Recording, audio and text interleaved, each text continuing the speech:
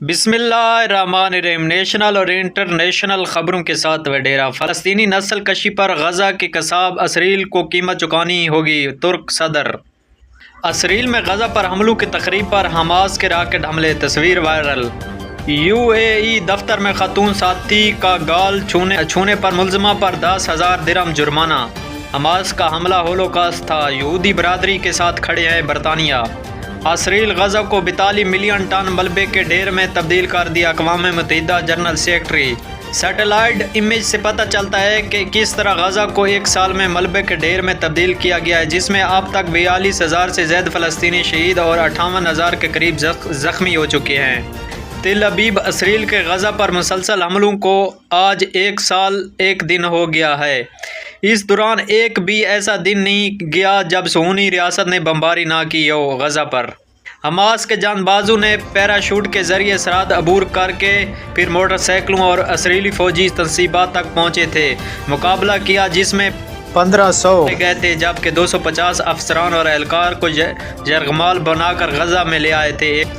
غزہ اسرائیل کے ساتھ جنگ 1 سال مکمل ہونے پر حزب اللہ کا کہنا ہے کہ ہم نے حماس کی حمایت کے لیے جنگ میں بھاری قیمت ادا کی ہے، لیکن حوصلہ پست نہیں، جارحیت کا سامنا ڈٹے رہیں گے۔ کار سوار انتہا پسند ہندو نے مسلم خاندان کو تعقب کے بعد کچل ڈالا۔ بھارتی ریاست مہاراشٹر میں موٹر سائیکل پر جانے والے مسلمان میاں بیوی اور ان کے 3 بچوں کو نشے میں دھات انتہا پسندوں نے تلخ کلامی کے بعد تعقب کیا اور موقع دیکھ کر کچل ڈالا۔ بھارتی میڈیا۔ ڈنمارک میں اسرائیل کے سفارت خانے پر 5 روز میں تیسرا بم دھماکہ۔ مودی سرکار فرقہ وارانہ کشیدگی کو ہوا دے رہی ہے، راہل گاندھی۔ انڈیا۔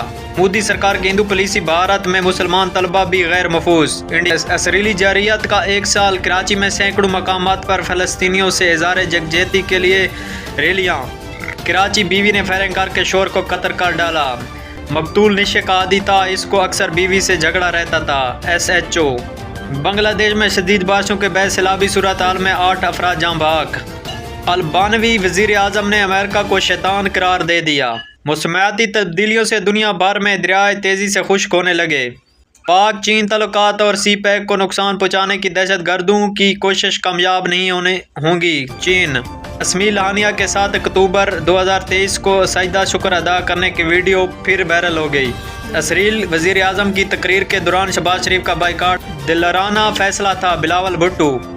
مسئلہ فلسطین پر سعودی عرب یا پاکستان امت مسلمہ کو لیڈ کرے، مولانا فضل الرحمان۔ علیم خان عظمی خان کا ریمانڈ منظور، علی امین کی وارنٹ گرفتاری جاری۔ پشاور ہائی کورٹ میں علی امین گنڈا پور کو عہدے سے ہٹانے کے لیے اپیل دائر۔ طب کے شعبے میں سال 2024 کا نوبل انعام 2 امریکی سائنسدانوں نے جیت لیا۔ امریکہ نے گزشتہ 1 سال میں اسرائیل کو ریکارڈ فوجی امداد فراہم کی، بی بی سی نیوز۔ اسرائیلی فوج کا جنوبی لبنان میں مسجد پر حملہ۔ غزہ میں اسرائیلی جارحیت کو 1 سال مکمل، 42,000 شہادتوں کے باوجود عالمی برادری خاموش تماشائی۔ اقوام متحدہ۔ طب کے صدر کا دورہ بھارت، کشیدہ تعلقات کو بحال کرنے کے لیے پرعزم۔ کوئی نیشنل اور انٹرنیشنل خبریں جو ہم نے آپ تک پہنچائیں، ہمارے چینل کو لائک سبسکرائب کر دیں تاکہ ہم ایک دوسرے کے ساتھ جڑے رہیں۔